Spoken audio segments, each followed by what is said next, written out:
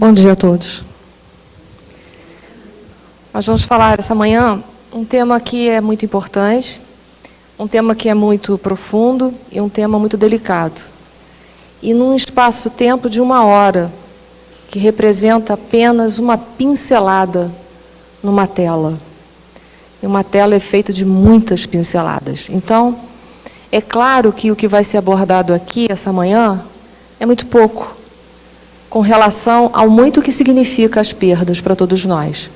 Mas vai ser uma tentativa de condensar algo profundo em 1 hora, no entendimento de que 1 hora é pouco, mas a casa está aberta a todos aqueles que passam por suas perdas e que nós sabemos que perdas são algo muito difícil para todos nós vivenciarmos. Então, é claro que em 1 hora não vai dar para eu satisfazer todas as expectativas que estão nos corações aqui presentes, ou naqueles que estão nos ouvindo pela internet.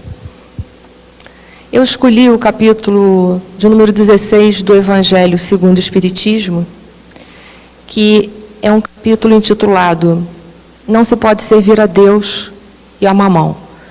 Porque é um capítulo que ele vai estar trabalhando com a transitoriedade. Porque mamão é tudo aquilo que passa pela nossa vida. É o que não fica. É o que a traça e o ferrugem corrompem.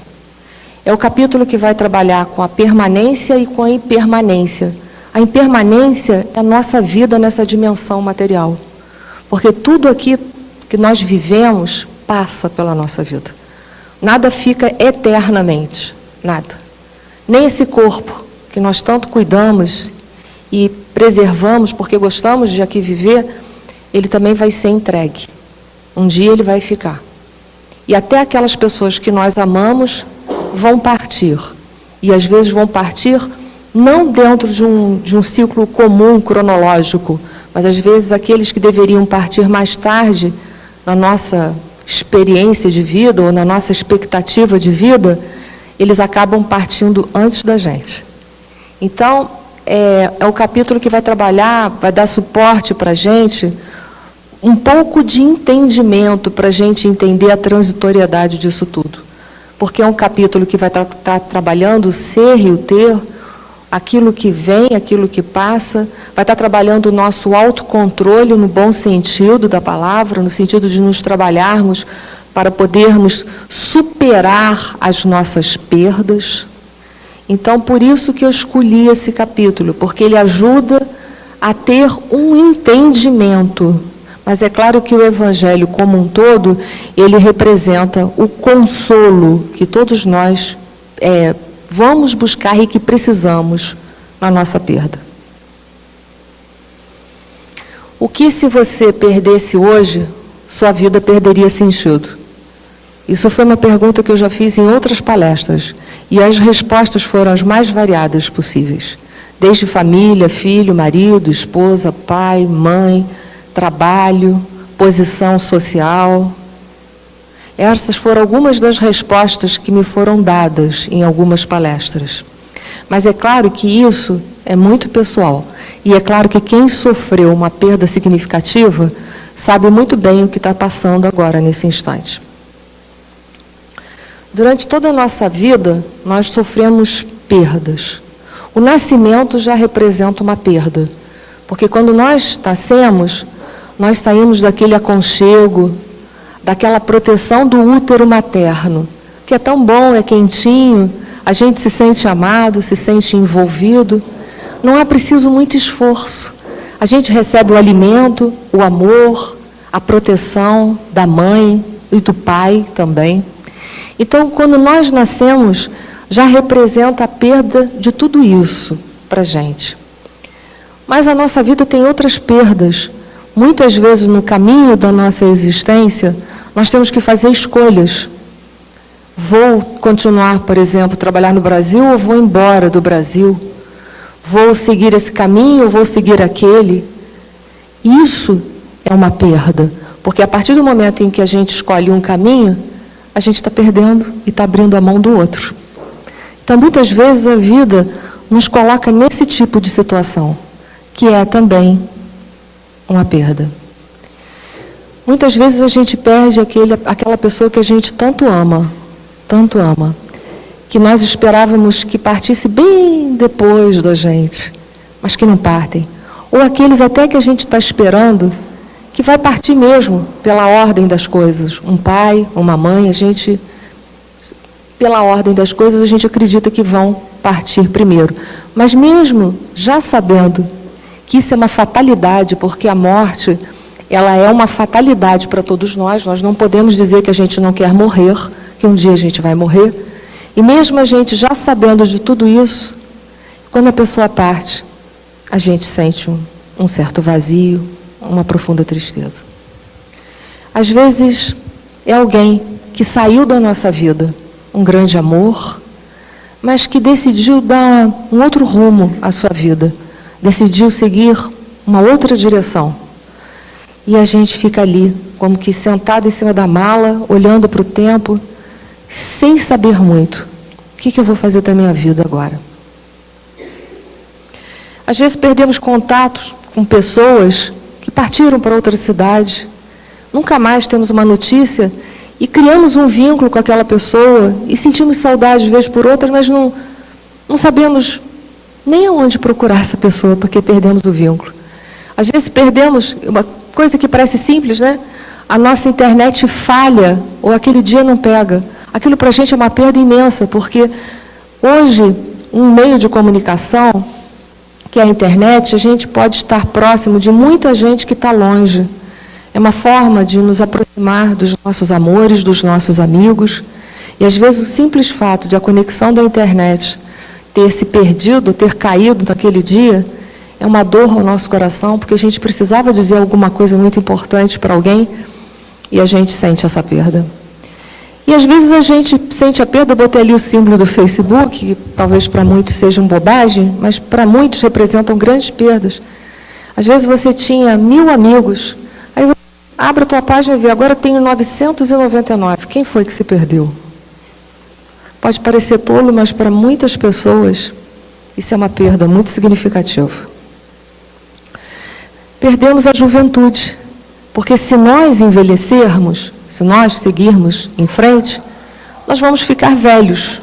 Isso é uma reflexão que nós precisamos fazer dentro dessa sociedade, dentro desse contexto que nós estamos vivendo, em que a maioria tem horror à velhice e aos velhos, porque é um fato, a gerontofobia já é uma ciência que estuda isso. São aquelas pessoas que não querem envelhecer e fazem de tudo para se manter jovem, o que é impossível. Porque por mais que a gente faça botox, faça plástica, isso e aquilo, a gente vai envelhecer. Alguma coisa em nós não vai dar para fazer reparo. E essa perda, para muitas pessoas, é significativa, muito significativa. Há pessoas que perdem completamente o chão quando envelhecem. Muitas pessoas perdem dinheiro, perdem posição social. E para quem sempre teve uma vida mais ou menos, se você perder um pouco, não faz muita diferença, não. Agora, se você teve uma posição social muito significativa, se você perder ainda que pouco, faz muita diferença. E quantos são aqueles que não conseguem sobreviver aos reveses financeiros da vida e se desesperam? Mas a grande pergunta para nós que estamos aqui, encarnados, e que sabemos que a vida não acaba, que a vida é um eterno contínuo, que o que perece, o que fica, é esse corpo aqui. Mas a vida não acaba, e nós sabemos disso. E nós temos a certeza absoluta disso. Nós temos que fazer essa pergunta: o que é meu? O que é meu de verdade? Essa é uma pergunta que durante a perda pode ser muito difícil, mas que a gente precisa começar a pensar um pouco sobre tudo isso. O que é meu, verdadeiramente meu? Fiz uma pergunta lá atrás, inicialmente. O que é seu? Se você perdesse hoje, a sua vida perderia sentido? E aí eu disse aquela lista para vocês. Mas agora a pergunta é outra. O que é meu, verdadeiramente meu? E é lá no capítulo 16 que Kardec vai falar sobre a verdadeira propriedade. É um capítulo que vai aprofundar um esclarecimento. E aí os espíritos nos informam. O homem só possui em plena propriedade aquilo que lhe é dado levar deste mundo. Do que encontra ao chegar e deixa ao partir, goza ele enquanto aqui permanece. Então já começa a mostrar para a gente que só é nosso aquilo que nós podemos levar. E o que nós poderemos levar se nós morrermos hoje? O que vocês podem levar se vocês morrerem hoje? Me citem exemplos. Aquilo que nós aprendemos com a nossa vida. O que mais? Nosso sentimento, nosso caráter, e que espero que nós tenhamos um bom caráter, porque se for mal, nós vamos levar ele também. Isso a gente leva. Ninguém pode roubar a gente. O que mais? Mais alguma coisa? Tudo que aprendemos, tanto a nível intelectual, quanto a nível do nosso coração. Foi o que ela colocou, dos sentimentos. O que nós podemos levar daqui, aparentemente, é impalpável, né? É impalpável. Não é nada que eu possa botar dentro do meu caixão e tentar levar. Nada. Então os Espíritos falam que é então que ele possui nada do que é de uso do corpo. Tudo o que é de uso da alma. A inteligência, os conhecimentos, as qualidades morais, que foram tudo que vocês responderam. É o que está lá no capítulo 16. Mas a verdade é, nós sabemos que só vamos levar isso. Só vamos levar isso. Mas quando alguém vai embora, fica uma saudade.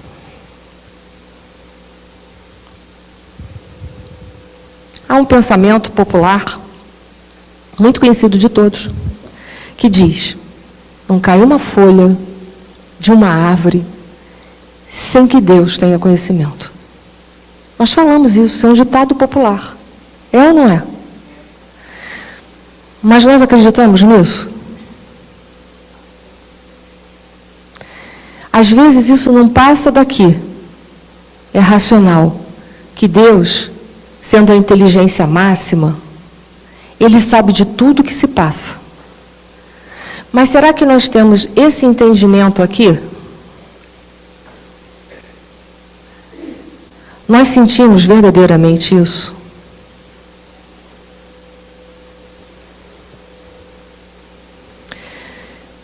Um rei não acreditava na bondade de Deus, nem mesmo na existência dele. E ele tinha um servo que em todas as situações o servo dizia assim: meu rei, não desanime, porque tudo que Deus faz é perfeito. Deus nunca erra. E um dia, os dois, eles saíram para caçar. Em dado momento, um animal feroz ataca o rei. O servo tenta salvá-lo, mas o animal não mata o rei, mas o rei perde um dedo. O rei, então, furioso, sem mostrar gratidão nenhuma pelo que o servo fez para ele, ele então disse, falou: fui atacado, perdi um dedo, que Deus é esse? E o servo apenas respondeu: meu rei, apesar de todas essas coisas, só posso lhe dizer: Deus é bom e sabe o porquê de todas as coisas. Deus é perfeito e Deus nunca erra. O rei ficou indignado, com muita raiva daquela resposta dele, e mandou que prendesse o servo, mandou encarcerar ele. O rei, então, voltou, e saiu. Depois de mandar prender o servo, o rei saiu novamente para passear. E aí o rei foi capturado por uns selvagens e ele seria então sacrificado, seria oferecido como oferenda para os deuses desse selvagem. Colocaram o rei no altar. Quando um dos selvagens foi verificar, o rei não tinha um dedo. E por ele não ter um dedo, ele não servia para ser sacrificado e ser entregue ao Deus deles como oferenda.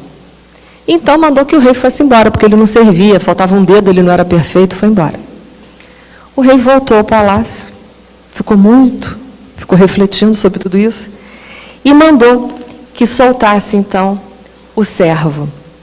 E aí voltou e mandou soltar o servo e o servo disse: meu rei, Tudo que Deus faz é bom, Deus é perfeito.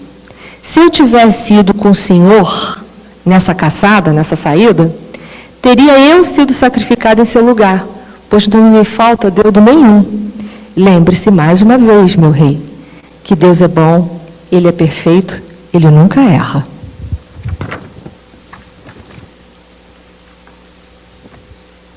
Isso é para a gente lembrar, reforçar que Deus é bom, Deus é perfeito e Deus nunca erra. Então, tudo que está nos acontecendo, com certeza, é como as folhas que estão caindo daquela árvore lá. Deus tem conhecimento. Se isso está me acontecendo, tem uma razão. Eu posso não saber qual é essa razão no momento do meu sofrimento, mas um dia eu vou saber. Uma outra questão que nós devemos pensar, aqueles que perderam alguém muito querido. Aonde estava esse alguém que você tanto ama antes dele nascer?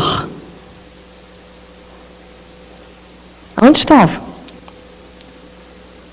Onde estava? Antes dele nascer. A erradicidade, no plano espiritual. Quem cuidava dele? Deus. Cuidou tão bem dele, tão bem, que um dia você pôde recebê-los em seus braços. Ele confiou a você. Se foi um filho, se foi um pai, uma mãe, um marido, uma esposa, não importa. Mas ele entregou um filho que era dele, teve a plena consciência e a confiança de que você também podia cuidar dele. Porque os nossos filhos, eles não são nossos. Nós podemos levá-los? Nossos filhos são de quem, em primeiro lugar? E os nossos amores? De Deus. Deus confere os seus amores, os seus filhos bem-amados, para nós podermos viver com Ele um período no qual nós chamamos isso de uma encarnação, para que nós também possamos compartilhar da alegria e da felicidade desse ser. Mas Ele é de quem, como nós? Nós somos de Deus. Então isso é um sentimento que nós não podemos abandonar dentro de nós. Porque assim como nós amamos tanto, e por amarmos tantos aquele ser querido, nós cuidamos tão bem, imagina Deus, que tem muito mais amor do que todos nós aqui presentes. Então isso é uma coisa que nós precisamos refletir. Elizabeth Kubler-Ross, que foi uma psiquiatra que já morreu, ela tratou durante toda a sua vida com pacientes terminais. Ou seja, com pessoas que ela estava tratando, mas que ela sabia que caminhava para a morte. O nosso último aqui. Porque todos nós vamos morrer. A história de Highlander não existe. Nós vamos morrer. E ela viu que o luto é um processo necessário, é fundamental. Porque quando nós perdemos algo ou alguém, nós, principalmente alguém, é como se arrancasse do nosso coração um grande pedaço, não é assim? Talvez cada um aqui com as suas perdas vai dar um outro sinônimo, uma outra linguagem. Mas quando a gente ama muito, parece que foi um pedaço que foi arrancado. É uma dor que é visceral. É ou não é? Algumas pessoas que passam perdas aqui ou que já passaram. É uma dor que está nas vísceras. É uma dor que está na alma, mas vai nas vísceras. Só quem já perdeu alguém assim importante sabe o que é o que eu estou falando. Não é uma dor só da alma. É uma dor que dói nas vísceras do corpo. A sensação que a gente tem é que a gente perde um pedaço mesmo dentro da gente. É um pedaço. Fica um vazio. Um vazio que a gente acha que nunca mais vai ser preenchido. Nunca mais. Nunca mais. Essa é a sensação. É uma sensação fatalista dentro da gente. Esse momento, ele precisa ser vivido. Por quê? Porque saiu alguém momentaneamente da nossa vida. É momentâneo. E o bom da doutrina dos espíritos é a gente saber que é momentâneo. Isso é que é o fundamental. Para a minha experiência pessoal de vida, saber que a vida continua foi um grande consolo. E é por isso que hoje eu estou falando sobre perdas. Porque saber que a pessoa continua viva, porém em outra dimensão, é melhor do que aquele que crê que não existe mais nada. Porque aí é um pedaço que nunca mais se recompõe. Mas você saber que um dia você tem a possibilidade de estar com aquele ente tão amado, é tão bom, é tão gostoso isso. É uma sensação boa, mas sofremos. É como se fosse algo arrancado da gente, dentro de nós. Aquele período, ele precisa ser vivido, porque fica uma sensação de vazio muito grande. Fica assim, é uma dor visceral. Parece que está vazio. E nós precisamos daquele tempo até para poder preencher. Preencher com o quê? Com o entendimento, com a vivência. Vocês não falaram que o que nós levamos são também as nossas aquisições emocionais? Não é o que nós podemos levar daqui para a pátria espiritual? Então aquela dor, ela precisa muito ser vivida para nós podermos preencher esse espaço, para preenchermos essa lacuna. Só vou pular aqui uns slides, deixa eu ver que eu acho que eu coloquei numa outra ordem. Só um minutinho, depois eu volto de novo. Isso aqui eu vi ontem de uma mãe, olha só, o acaso não existe. Ontem eu estava reunido com pessoas que perderam filhos, olha só. Ontem. Eu fui numa festa de aniversário, e como era uma festa de aniversário de pessoas espíritas, eu conversei com mães que perderam filhos. E ela disse assim para mim, por isso que eu botei, não vou botar o nome da pessoa, porque a gente tem que preservar. Ela perdeu um filho de 2 anos. Era uma porta muito pesada que tinha em casa, o filho foi abrir, e quando puxou a porta pesada, caiu em cima dele e ele morreu instantaneamente. Ela disse assim, momentos de felicidade ou infelicidade são para ser vividos e não para serem modificados. Isso foram palavras dela. Eu aproveitei, peguei uma caneta e anotei num guardanapo. Rápido. Isso foi ela que disse que perdeu um filho de 2 anos nessa situação. Ela disse, não são para serem modificados, são para serem vividos. Assim como nós vivemos um momento de felicidade, e quando a gente vive um momento de felicidade, a gente quer modificar ele? Não, a gente quer viver. Ela disse, da mesma forma, quando a gente vive uma infelicidade é para ser vivido. Por quê? E aí eu lembrei lá de Joana de Ângeles, num livro que chama Amor, Imbatível Amor. Ela fala assim, toda dor que não se converte em experiência vira masoquismo, ou seja, vira autopunição. E é verdade. É verdade. A dor passa pela nossa vida porque nós precisamos transformar ela em experiência. Se Deus me chamou na vida, me convidou a perder um filho, uma filha, um pai, uma mãe, foi para que eu aprendesse a deixar ele ir, porque para que eu aprendesse verdadeiramente que ele é filho de Deus. É dura a lição? É. Muito dura. Muito dura. E a gente não pode dizer que é fácil, não, porque não é mesmo. Coisas muito menores a gente sofre, por coisas muito menores. Então, essa frase eu tirei dela, corri copiar, nem sei se ela viu que eu estava copiando, mas eu achei lindo quando ela falou isso. Lindo. São para ser vividos e não serem modificados. Vou voltar. Então, a fase do luto, ela precisa ser vivida. Nós vamos chorar, é natural, vamos sentir uma perda imensa. Que Elizabeth Kubler-Ross, ela colocou o luto em 5 fases. Eu estou citando ela porque ela trabalhou com paciente terminal, ou seja, com pessoas que iam morrer. Muita gente não quer trabalhar com gente que vai morrer na área de saúde. Por quê? Porque aparentemente parece que não deu resultado nenhum. E eu falo isso porque eu sou da área de saúde, durante um grande período da minha vida eu trabalhei com paciente terminal. Ninguém quer atender por quê? Porque as pessoas querem resultados palpáveis. Mas o resultado é sutil. O resultado é muito sutil. É uma alma que se revoltava e que agora aceita a morte. É uma alma que tinha um problema com a família muito grande e que nos últimos momentos resolve de verdade, de coração. Isso é resultado. Isso é resultado, enfim.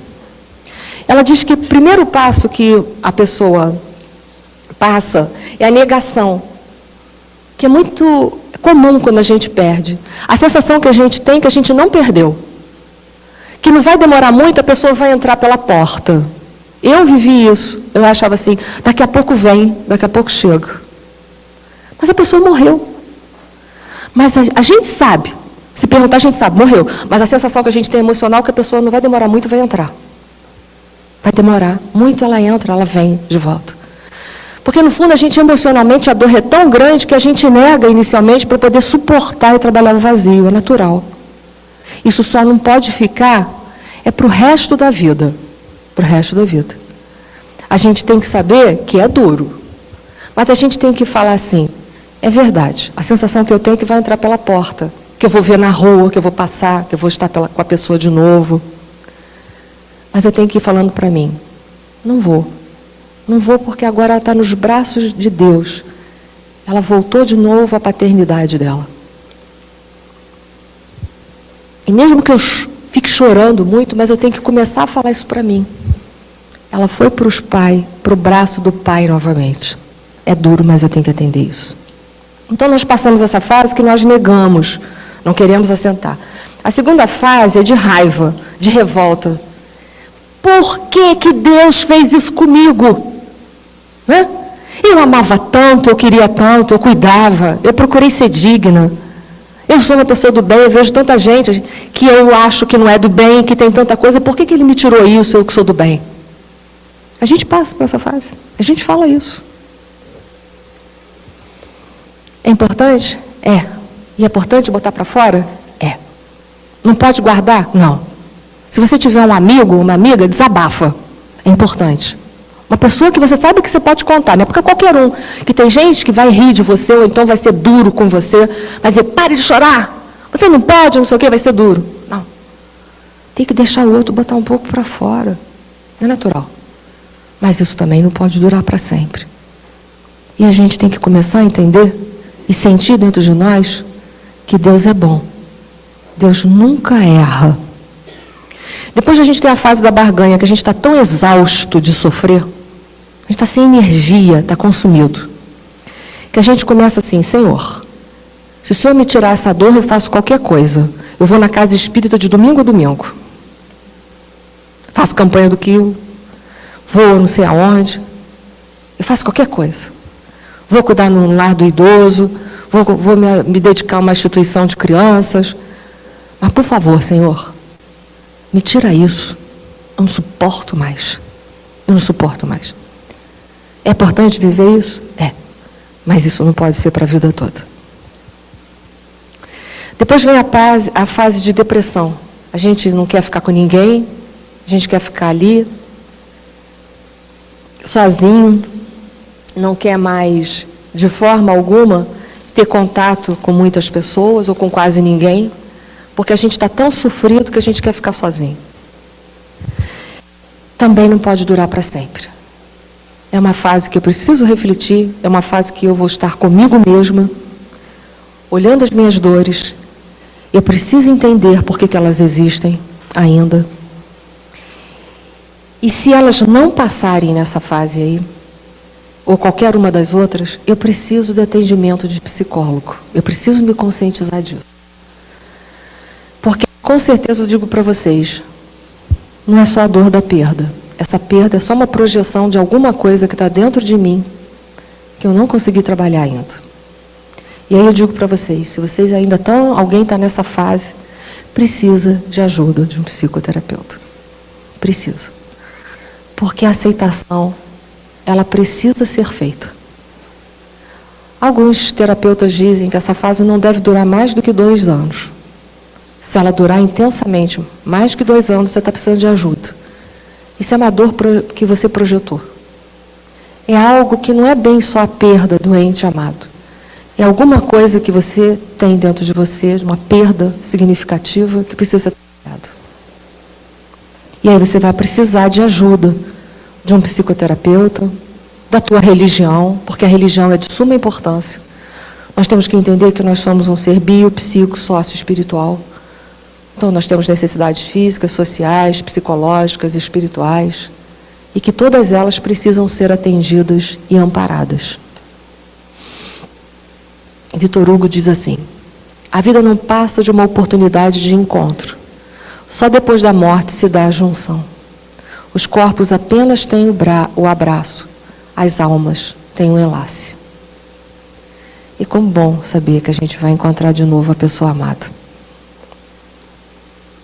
A morte é algo inevitável.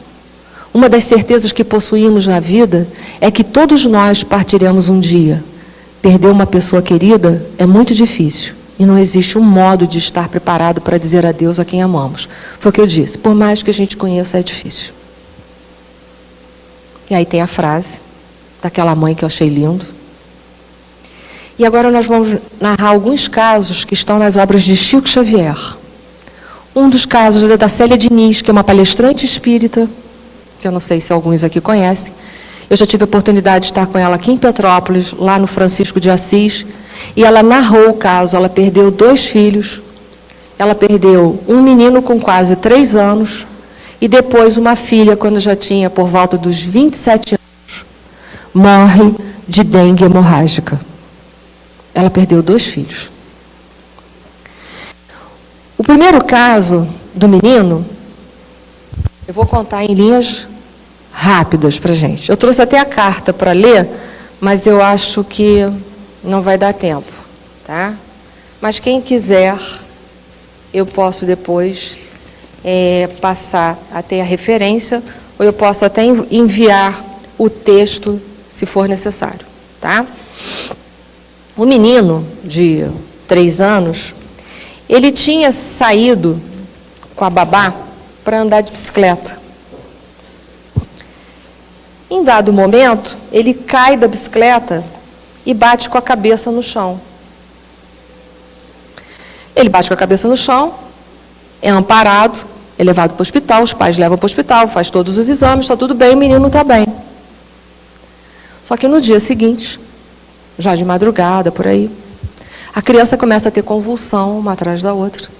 É levado para o hospital. E o menino não sobrevive, morre. A mãe já era espírita, a Célia Diniz, já era espírita.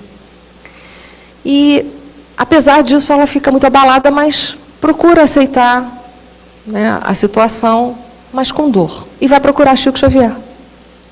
Vai procurar Chico Xavier. E o Emmanuel diz para ela: você tem que agradecer a babá pelo ocorrido. Aí ela fala: o quê? Então, além de perdoá-la, eu ainda tenho que agradecer a ela pelo ocorrido? Por ela ter deixado o meu filho cair e bater com a cabeça? E aí Emmanuel diz: porque imagina se fosse você que tivesse saído com ele de bicicleta e ele tivesse batido com a cabeça. Ela baixou e falou: é verdade. Essa seria uma culpa que eu nunca mais conseguiria trabalhar. Graças a Deus que foi a babá. E aí ela sai, entende a situação, perdoa a babá e ainda agradece a ela, porque é verdade. Mais tarde, em comunicações que o filho dá, foram 2 comunicações que ela recebe do menino Rangel, ela vem a saber que o menino, ele não ia viver muito tempo mesmo. Ele já havia nascido com aneurisma na cabeça e que se ele sofresse qualquer queda, o aneurisma iria se romper. Já se sabia isso. Por quê? Porque ele, o menino Rangel, em outras vidas, havia utilizado muito mal da sua inteligência. E por essa razão, ele viria passar um curto espaço de tempo, nasceria com esse problema, viria nessa família, mas desencarnaria ainda muito cedo. Anos depois, a filha dela, com 27 anos, ela contrai dengue hemorrágica. E como ela não sabia, né, como tinha conhecimento na época ainda sobre dengue hemorrágica, ela estava com dor no corpo. O que ela fez? Pegou uma aspirina e tomou. Mas a gente sabe que não pode tomar aspirina com dengue hemorrágica. Ficou se sabendo depois, né? E ela então vem a falecer. Morre também. E mais tarde também, ela vem a saber da causa pela qual a filha morreu com dengue hemorrágica. uma das vidas aí, uma questão amorosa. Essa filha era noiva de uma pessoa, enfim, terminou noivado, situação nesse sentido. E ela havia tomado um veneno, cometeu suicídio, se envenenou. E morreu envenenada de energia. Olha aí, a lei de causa e efeito. Anos depois, porque Deus é bom, é justo, e não deixa a gente passar nada que a gente não tinha plantado. E mesmo quando a gente tem plantado, ainda ameniza a situação. Ela morre da sua própria fatalidade, das suas escolhas erradas em vidas passadas. Isabel Bittencourt de Souza, casada. Isabel, inicialmente, a Isabel Bittencourt, ela não era propriamente espírita, ela vinha de uma família espírita, mas ela foi educada dentro da religião católica pelo fato de que ela foi educada em colégio de freira. A Isabel Bittencourt casa. E logo nos primeiros anos, ela perde um filho. Não passa muito tempo, ela perde outro filho. Não passa muito tempo, ela tinha uma filha que era médica, que se chama Agar. Se vocês verem nas comunicações de Chico Xavier, tem muita mensagem de Agar. Agar também desencarna, todos eles por acidente, morrem por acidente, que não tem envolvimento de outras pessoas. É tipo assim, um carro que bateu no muro, coisas desse tipo, né? Morre mais essa filha. Essa filha procura muito consolá-la no plano espiritual. Já havia conseguido um certo estágio evolutivo. E quando a dona Isabel, então, perde o quarto filho, Agar, o Chico Xavier já havia se tornado grande amigo da dona Isabel. Estou cortando as histórias, né? E numa conversa, Chico Xavier, ele pressente que mais um filho ia partir, ele liga para a dona Isabel antes. Naquele instante, a maravilhosa mediunidade de Chico Xavier, ele se desdobra, agarra em psicofonia sonambúlica, conversa consolando a mãe, que o Chico Xavier nunca soube o que se passou dessa conversa. Consola ela, e ela então perdeu o quarto filho. E ela já desesperada, 4 filhos. E ela, em conversa com Chico, disse: Chico, quando é que isso vai acabar? Quando é que isso vai acabar? Já são 4 filhos. Olha, ele falou assim, eu não sei, não entendi muito, mas eu sei que isso vai acabar no momento em que eu estiver fazendo uma prece em frente ao Louvre. Chico Xavier falou, não estou entendendo isso, por quê? Mas é ali que nós vamos ter o sinal de que tudo vai acabar. E anos depois, sem que Chico jamais pensasse, ele vai à França. Passou um tempo. E Chico Xavier está em frente ao Louvre, ele lembra, vê em visão os parentes dela, faz uma prece, envia a mensagem para ela. Ela tinha perdido o 5º filho. E acabou ali. Mais tarde, dona Isabel Bittencourt, ela vem entender por que ela perdeu 5 filhos numa vida. Numa reencarnação passada, ela fazia parte da corte de Catarina de Médici. Não sei se todos conhecem a história da rainha Catarina de Médici. E estavam se tramando, ali na corte, a noite de São Bartolomeu. Foi quando morreram muitos protestantes. Não sei se vocês lembram da história. Ela fazia parte da corte de Catarina de Médici. E eles estavam, então, planejando a noite de São Bartolomeu e disse, até que uma das pessoas, um dos membros da corte, falou assim, mas olha só, essa matança não vai matar só os protestantes, alguns dos nossos filhos serão sacrificados também. Ela, Isabel Bittencourt, que fazia parte de uma daquelas figuras da corte, falou assim, e o que tem? E alguns dos nossos filhos morrerem, é uma grande causa, vale a pena. É até uma honra para uma mãe perder um filho numa condição dessa.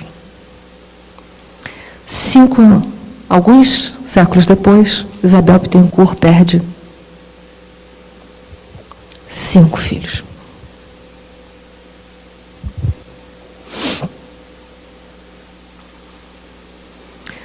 fazer diante da dor? Uma coisa eu garanto a vocês: enfrentá-la. Enfrentá-la com conhecimento de causa. Fale da sua dor para um amigo seu. Porque a situação de perda, ela dói e dói para todo mundo. A gente tem que desabafar, tem que fazer catarse. Enfrente o sentimento de culpa. Porque quando a gente perde alguém, a gente sempre acha que podia ter feito algo a mais para que aquela perda não acontecesse. Ah, se eu tivesse feito isso, quem sabe, se eu tivesse feito aquilo, talvez não tivesse morrido agora. Mas lembra de Deus, o acaso não existe. Cada um de nós dá aquilo que pode. Talvez o que nós estamos dando hoje não seja o melhor que existe, mas com certeza é o melhor que nós temos. Então trabalhe o sentimento de culpa, porque acima de nós tem a justiça e o amor de Deus, que não deixa que uma folha de uma árvore caia sem que Ele tenha conhecimento. Então, se foi para ser, é porque era. Confie em Deus. Trabalhe sentimentos de raiva e revolta. É natural. A gente não quer perder. É natural os primeiros momentos. Lembra que eu falei para vocês que a gente fica com raiva de Deus, a gente fala, por que Ele fez isso com a gente? Mas faz isso também ser aplacado dentro de você. Procura trabalhar a raiva.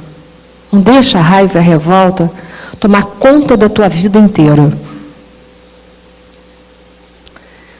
Outra coisa que a gente idealiza muito, a gente acha que a pessoa que morreu, ela era perfeita. E aí a gente fica criando uma série de idealizações. Mas a pessoa que morreu era tão imperfeita quanto nós, que a gente não venha dar a ela uma titulação que ela não tem. Como enfrentar isso? Um velho mestre, algumas pessoas já conhecem, viu que um de seus discípulos estava em profundo sofrimento.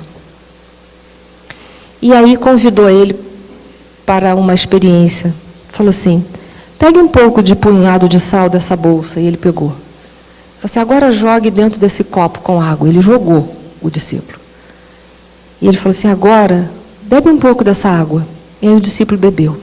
Quando acabou de beber, o mestre perguntou, como essa água te parece? Horrível, mestre. Extremamente salgada. Horrível. Pois bem, meu filho, pegue um outro punhado de sal igualzinho a esse e venha comigo. E vieram, e foi. E entraram por um lago adentro. Quando já estava no meio do lago, o mestre falou assim, joga esse punhado de sal nessa água. Ele jogou. Agora, meu filho, pegue um punhado dessa água e beba. E ele bebeu. E o mestre perguntou, como é que te parece essa água? E ele disse, normal, saborosa, como água.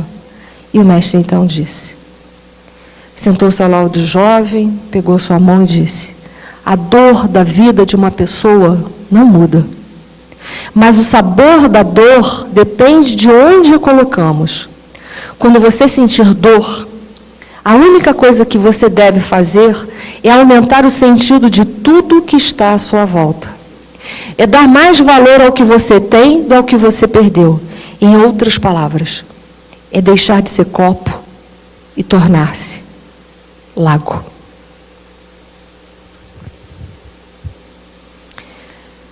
Não se isola. Eu sei que a vontade é ficar quietinho lá na casa, pensando na perda. Procure se socializar, procure estar com outras pessoas. Faça a sua vida se tornar um lago. Valorize a posição dos amigos, o amor dos amigos, o amor das outras pessoas da família que estão aqui, continuem jornada evolutiva com você, que precisam de você, porque se você ainda está reencarnado, é porque você tem coisa para fazer aqui. Então valorize aqueles que estão ao seu lado, necessitam da sua presença. Valorize os amigos, a família, o emprego que você tem, a saúde que você tem. Ou seja, procure ser lago, valorize as coisas que estão ao seu lado. Muda de valores. A vida está te convidando a isso. Eu sei que é difícil, mas eu perdi, eu sei. Mas a vida está te pedindo para você converter a tua dor em experiência. Saia do seu mundo. O que é aquela dor quis te ensinar? O que você teve que abrir mão? Foi um desapego que Deus quis te ensinar. Eu sei que é duro, mas foi. Vá para a vida. Vai ensinar outras pessoas a superar a perda também. Se você já tem experiência, agora você vai ser um bom consolador. Por quê? Porque você sabe o que o outro está sentindo. Você melhor do que ninguém sabe o que ele está sentindo dentro dele. A gente tem mania de dizer, nunca mais serei o mesmo. Não, não vai ser mesmo. Mas procure dizer para você melhor ainda. Por quê? Porque agora eu superei a mim mesma. Eu consegui superar a dor de uma grande perda na minha vida. Porque hoje eu sei que Deus é justo, Deus é bom, Deus nunca erra. E que a alma querida que eu perdi, ela só voltou para os braços de Deus. E Deus é muito melhor do que eu. Que bom, ela está em ótimas mãos. Realmente eu não sou mais a mesma pessoa. Que agora eu tenho plena convicção disso. Reserve períodos e locais para lembrança. Não é abominável, não é, nunca mais eu vou poder lembrar, nunca mais eu vou poder ver nenhum retrato. Vai. Só não faz isso a vida. Porque aquele que foi, vai ressentir. Tem gente que deixa o quarto da pessoa tal qual ele era antes. Desmancha aquilo tudo. Ele precisa ser feliz na espiritualidade. Se fosse ao contrário, se fosse você que tivesse partido e seu filho tivesse ficado, você ia gostar que ele chorasse 24 horas? Eu faço essa pergunta a você. Não. Você, como mãe, ia ficar com o coração estraçalhado lá na espiritualidade. Nem ia aproveitar os braços de Deus. Então, deixe ele ir, deixe ele partir, deixe ele seguir. Você pode lembrar, mas deixe ele ir. É claro que tem dias na nossa vida que são difíceis, os finados quando passaram. É difícil, a gente lembra. O dia do aniversário da pessoa a gente lembra. Natal, essas datas mais importantes. Se permita lembrar, se precisar chorar, chore.